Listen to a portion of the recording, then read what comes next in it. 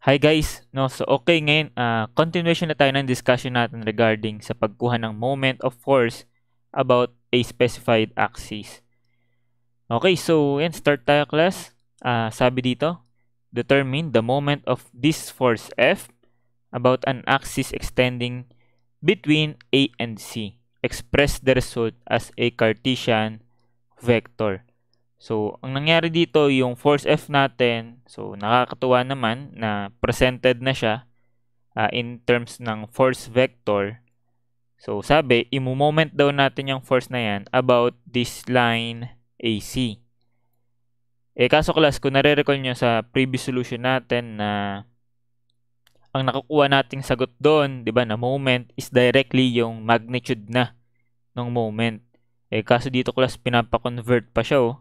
Express mo daw yung result into its equivalent Cartesian vector.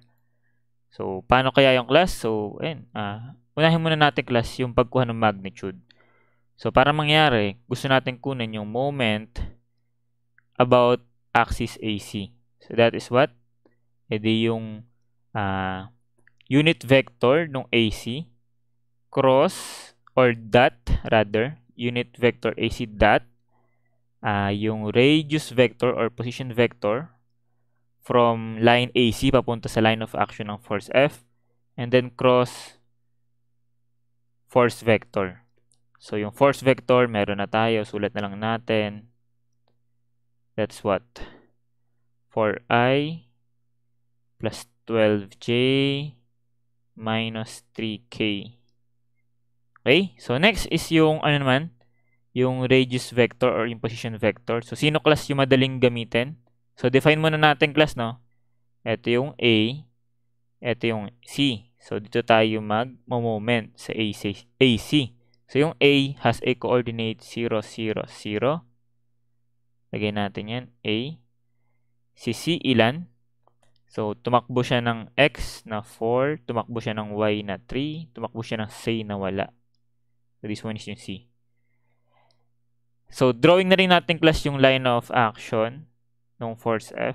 So, ito siya, no? Yan yung continuation niya. And then, wala naman tayong magagawa dyan. Yung alam lang natin na point dyan is yung point B. So, define natin yung point B. So, ilan yan? Tumakbo siya ng 4 na X, na 3 na Y, and then negative 2 na C from the origin. Okay? So, kikreate tayo ng radius vector or position vector R. O, sino dyan yung gusto mo? Siyempre, pipili ka lang from A and C papunta dun sa B. So, piliin ko naman ito, class. Mas madaling i-drawing eh. Pag pinili ko kasi yung sa likod, ito, pwede rin naman. Okay lang. Di ba napatunayan na natin last time na same lang. Ito yung R mo. Okay lang. Pero ako, ito na lang ako. Ito na lang gagamitin kong R. From C, papuntang B. So, therefore, final minus initial. So, lagay natin siya dito. So, final is 4. Initial is 4. 4 minus 4. So, 0i. Plus, 3 minus 3. Edi 0j. And then, plus, negative 2 minus 0. Edi negative 2 pala yun. So, negative 2k. So, yan na yun class, no? Hindi ko na magta-try ng dalawang beses. So, meron na tayo niyan, F and R. Next is ito tayo class, yung unit vector ng AC. So, kailangan natin kunin tong R, AC. So, yung position vector R, AC, ilan yan? So, final minus initial. So, syempre, yung C yung final dyan, A yung initial. No? Kasi naunang isulat yung A papuntang C. So, 4 minus 0, 4i, 3 minus 0, 3j, 0 minus 0, 0k. So, walang kahirap-hirap, okay na tayo dyan. So, let's try to store this one sa A, or vector A rather. Ito sa vector B, ito sa vector C. And then, recall that yung unit vector AC is what? Its radius vector divided by its absolute value. And then, ayan, dot radius vector cross force vector. So, ang syntax sa calculator is what? RAC, nasan yan? Vector sa C. Then, divided by absolute value ng vector sa C. So, sa calculator, lagyan natin ng parenthesis bago tayo mag-dot. And then, position vector B. And then, cross force vector A. Ayan. O, di makukuha na natin class yung magnitude. MAC. So, ilan yan class?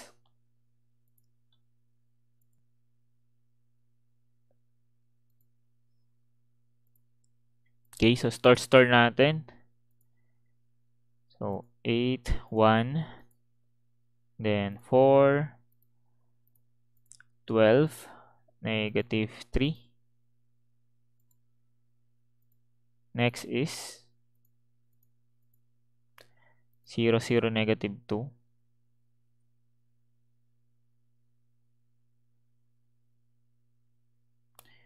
Okay, so next,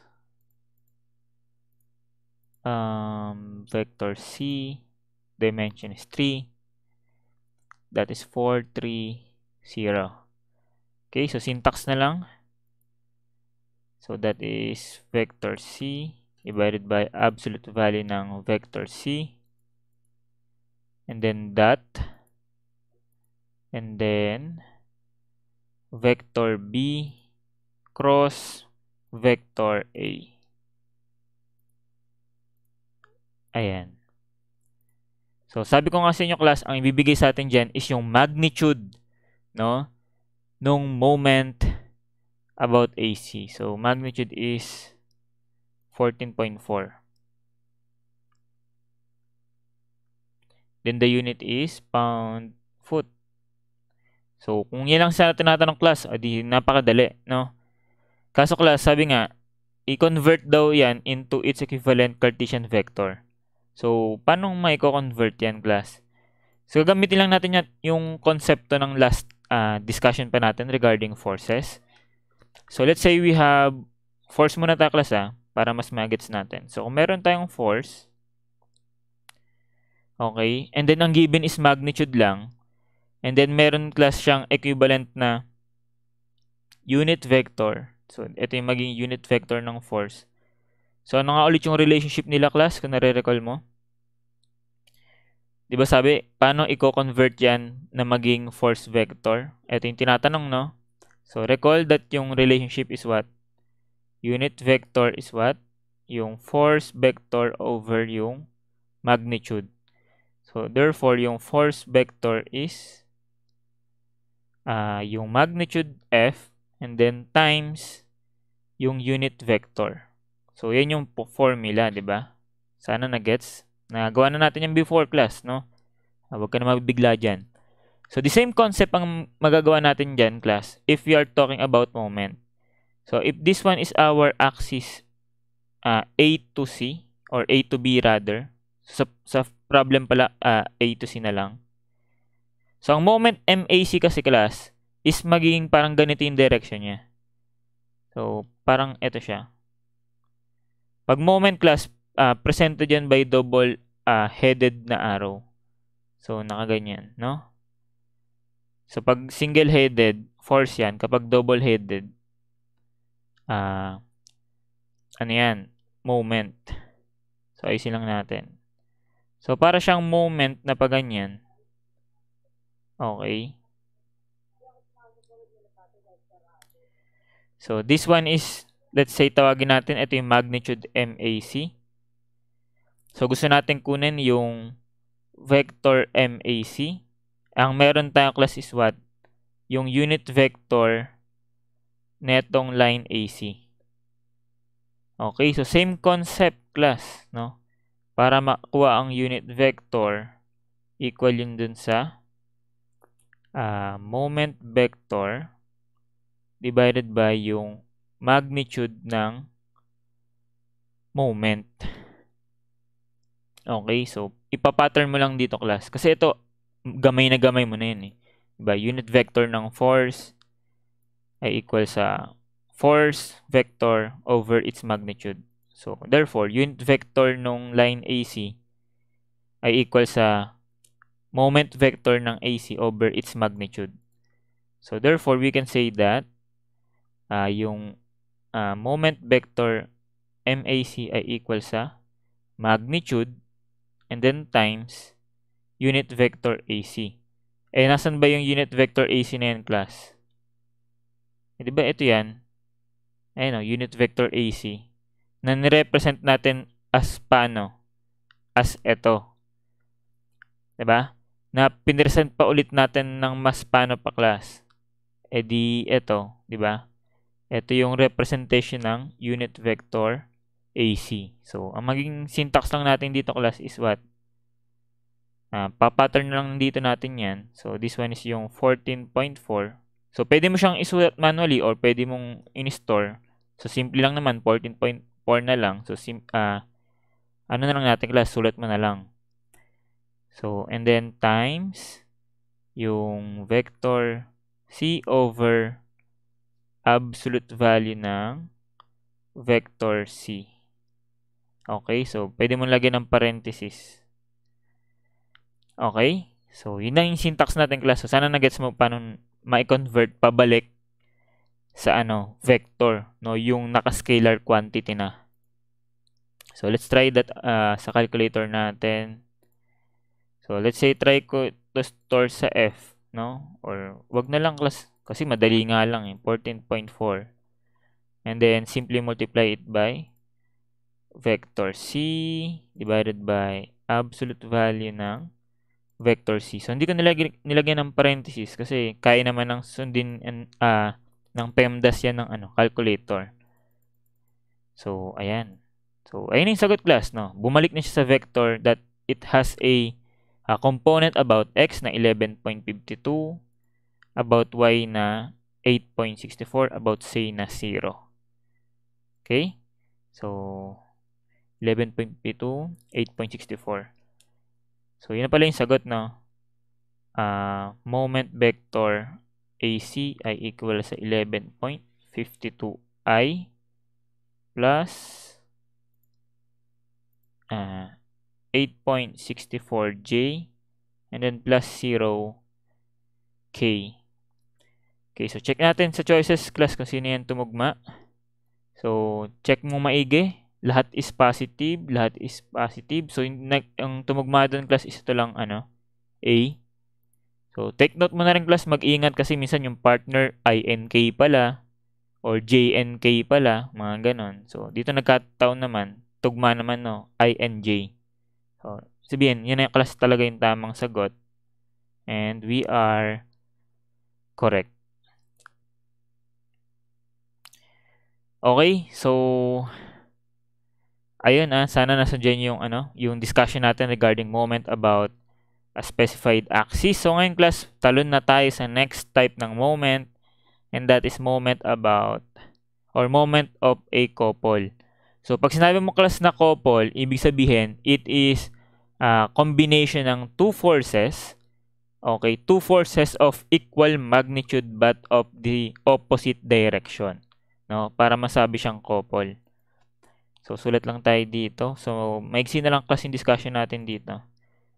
So, wait lang. Okay, ayan. Moment of a couple. So, sabi ko nga, class, kailangan para maging couple, combination siya ng two forces na same ang magnitude. So, force F, but opposite in direction. Okay, so ito yung another force F. Tapos, minsan given yung distance between them, which is yun naman yung kailangan natin, no? Yung perpendicular distance between them, ayan, perpendicular distance. So, para makuha, class, yung moment or couple moment yan, so makikita mo yung maging effect niyan, class, is wait lang, parang pag ganun, no, saka pag ganito. So, pag umikot yan, ganun, no? Kita mo ba? Isa pa ganon, isa pa ganito. So, maging ikot pa ganito. Okay, so yun na ngayon class yung mag-determine ng direction ng moment niya. So, sa case na yan, ano yun? Counterclockwise, no? Yung magiging moment niyan. So, ito yung magiging moment nila. Pag ganyan, moment. So, to solve for the moment, that is what? Simply, yung force times yung perpendicular distance between them. Okay, so sobrang dali, class, no?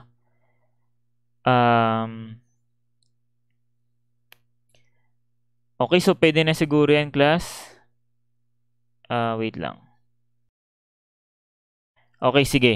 So, sometimes kasi class, hindi given yung distance or mahirap kunin yung distance. So, we can derive another equation pagkuha ng moment using yung components ng force. Okay? So, we know that yung force na to has a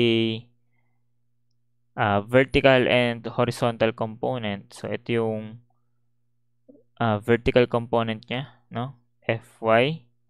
So, andi dito naman yung kanyang horizontal component Fx. Okay? So, since same lang naman ang magnitude ng dalawang force na to, edi same lang sila ng lalabas na component. So, ito, ang component naman nito is pababa naman siya, no? Ito naman siya. Ito yung kanyang Fy. And then, ito yung kanyang Fx. Okay? So, kung mahirap kunin directly using yung force times distance, yung moment, so, pwede naman natin siyang kunin by components, no? Yung moment ng x component saka yung moment ng y component. So, yung moment equals, so, considering yung y muna tayo, okay, yung y, saka tong y, makikita mo, class, kahit components na sila, ano pa rin sila, class? Couple pa rin sila, di ba? Same ang magnitude, and then different, no? Different yung direction. So, therefore, couple sila. And then, yung makikreate nilang moment is what? Isang pababa, isang pataas. So, pag ganito, no? So, pag ganun pa rin, class, counter pa rin. So, lagay nga natin to, class. Yung assumption natin dito sa first one, pag ganito yung positive, no? So, dito, ang magiging moment neto is pag ganun, no? Moment nung y. So, therefore, kung counterclockwise is positive para sa atin, so therefore, Fy, tapos kukunin lang natin, class, yung perpendicular distance between yung forces. So, minsan kasi mas madali siyang ganyan. Ayan. So, yung distance niyan, which is perpendicular, tawagin natin distance y. Ayan, dy.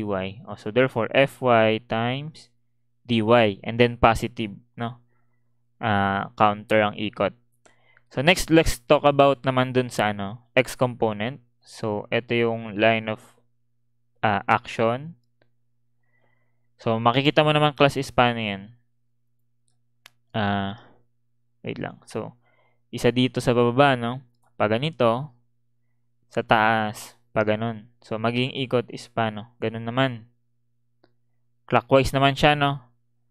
So, against dun sa positive direction natin, so therefore negative siya for this specific problem. So, magiging negative Fx, and then ano yung moment arm nila or yung distance.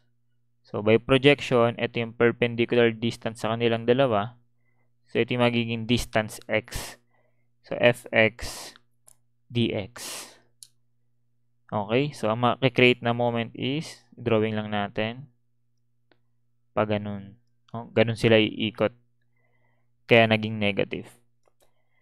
Okay, so sana nag-gets nyo yung discussion natin regarding this one. Ayan, very simple lang naman yan. So, I guess, pwede na tayo mag-proceed sa sample problem dyan. Okay, so wait lang.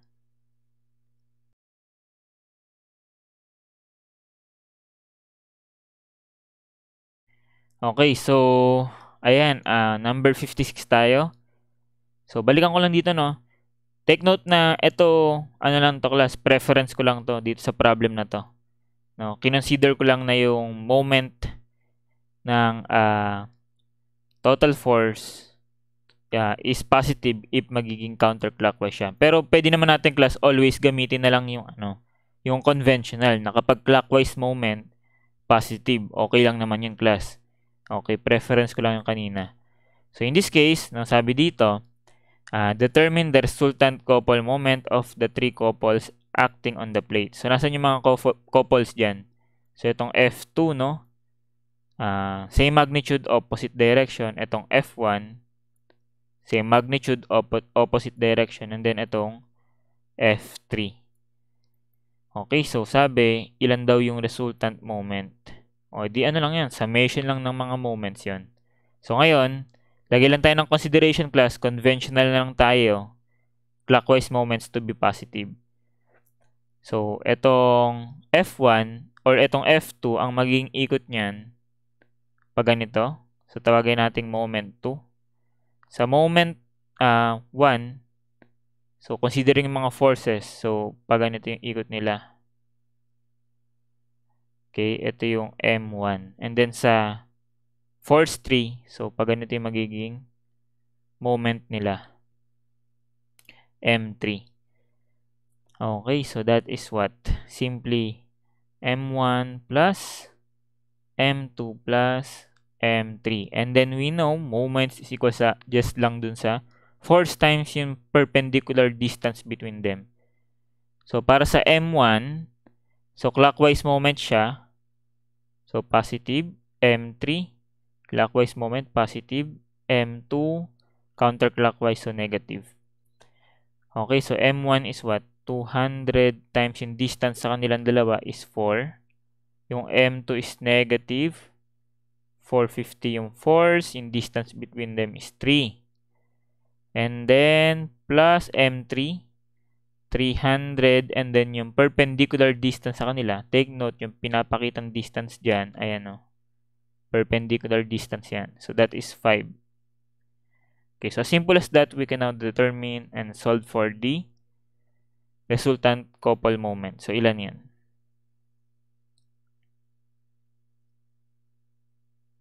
So, ang sagot is 950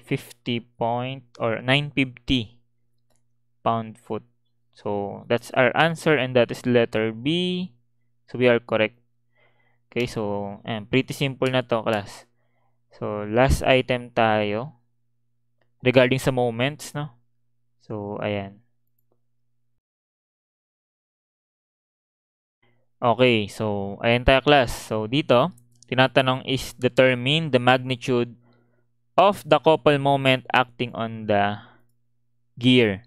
So, as you can see, class, we have two forces of equal magnitude but in opposite direction. So, kung idodrawing ko yung line of action yan, so zoom in lang ako. Ito yung line of action yan. So, parallel yan, di ba? Ayan. So, madali lang sanang kunin yung yung moment kung alam lang natin tong perpendicular distance na yan. Alam mo ba yan, class? So, actually, kaya mong kunin yan, pero medyo tedious kasi yun, class eh. So, ito yung sinasabi ko sa inyo, class, kanina na instead na yung total force yung i-moment natin, so why not yung components niya, no? Na madaling kunin yung mga distances. So, halimbawa, itong force sa taas, meron siyang component na ito, di ba? So, ito yung Fx niya.